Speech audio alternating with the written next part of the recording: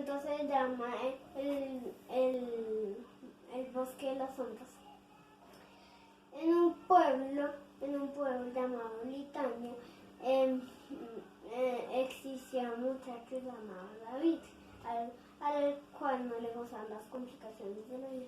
Entonces él se dedicaba a ver nubes y pensando cómo fueron una de ellas.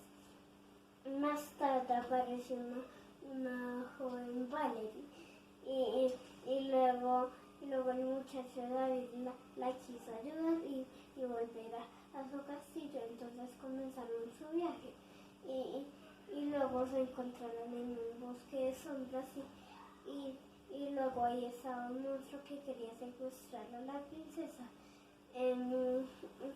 A pesar de que era tan perezoso,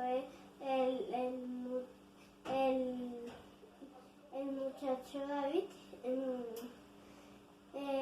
luchó contra el monstruo y logró la victoria. Y luego apareció una niebla dejando inconscientes a Valerie y al muchacho David.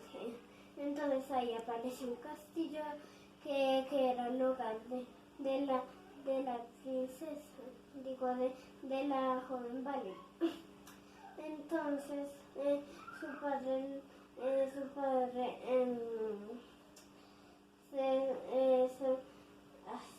se hizo feliz porque ya estaba de vuelta en casa. Entonces,